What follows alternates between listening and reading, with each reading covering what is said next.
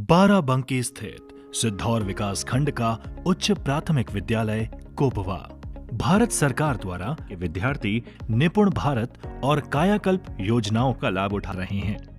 बाराबंकी स्थित सिद्धौर विकास खंड के उच्च प्राथमिक विद्यालय कोपवा का कायाकल्प कर ऐसी फिजा बदल गई है कि यहाँ का हर विद्यार्थी निपुण हो गया है। स्मार्ट होती क्लासेस में रोचकता के साथ पढ़ाई ऐसे होने लगी है कि विद्यार्थी स्कूल का मोह छोड़ ही नहीं पाता। विद्यार्थी की उपस्थिति में शायद ही कभी कमी आती हो। इसके अलावा शिक्षकों का अभिभावकों के साथ निरंतर संपर्क बच्चों को नियमित स्कूल भेजने के लिए प्रेरित करता है। विद्यार्थी न केवल भाषाई दक्षता रखते हैं बल्कि उनका गणितीय ज्ञान भी काफी बेहतर है। इसके अलावा बच्चे अच्छी तरह से जानते हैं कि उन्हें स्वस्थ कैसे रहना है, स्कूल का वातावरण हरा भरा और साफ कैसे रखना है। जब बच्चे खुद स्कूल में साफ सफाई का ध्यान रखते हैं तो उनका लगाव भी स्कूल से बहुत होता है। नई तकनीक का ज्ञान हो या फिर खेल कूद का मामला हो, उच्च प्राथमिक विद्यालय कोपवा के विद्यार्थी आगे ही रहते हैं। मेरा नाम सैयद रजा हमीद। हम लोग जिस समय यहाँ पे आए, हम हैं, हमारे सहायक हैं जिनको राज्य स्तर पे पुरस्कार मिला हुआ है, ख्याति प्राप्त हमारे दिनेश जी सारे ब्लॉक के और बल्कि प्रदेश स्तर के आदर्श अध्यापक हैं। वर्ष 2015 में करीब यहाँ पे 35 से 45 इसी प्रकार की स्ट्रेंथ रहती थी और फिर उसके बाद में जब से हम लोगों ने प्रयास किया है बराबर निरंतर यहाँ पर हमारे विद्यालय में आसपास के इस गांव के और सेवी क्षेत्र के अलावा भी और जहाँ जहाँ के बच्चे हैं वो आकर उनके अभिभावक यहाँ पर अपने बच्चों का नामांकन करा रहे हैं और वर्तमान में हमारे विद्यालय में जो पंजीकरण है, बच्चों की पंजीकृत संख्या है वो 158 है। नमस्कार, मैं दिनेश, मैं सहायक अध्यापक हूँ उच्च प्राथमिक विद्यालय कोपवा में और मेरा मुख्य विषय विज्ञान है। मैं विज्ञान विषय में बच्चों पर काम कर रहा हूँ और मेरी कोशिश है वो विज्ञान पढ़ें बच्चे जो वो लगातार सुबह शाम देख रहे हैं।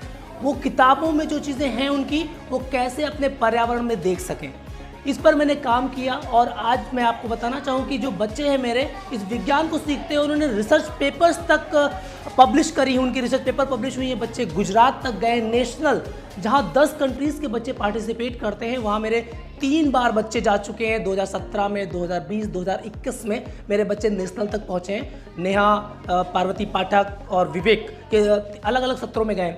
विज्ञान में बच्चों ने मंडल, स्टेट लेवल तक कई प्रतियोगिताएं जीती हैं और उनके अंदर विज्ञान वो जी रहे हैं, विज्ञान को सुबह शाम वो देख पा रहे हैं। तो निश्चित रूप से बहुत खुशी होती है एज अ विज्ञान टीचर मुझे।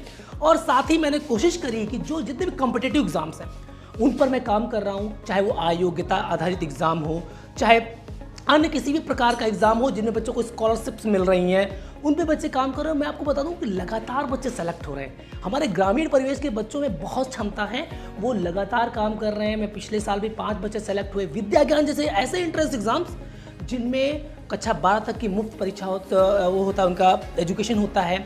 और आपने देखा होगा नवोदय की तर्ज पर वो भी हैं। तो हमारे वहाँ से 5 बच्चे, एक बार हुआ था क्लास 6 में पेपर और 5 बच्चे सेलेक्ट हुए।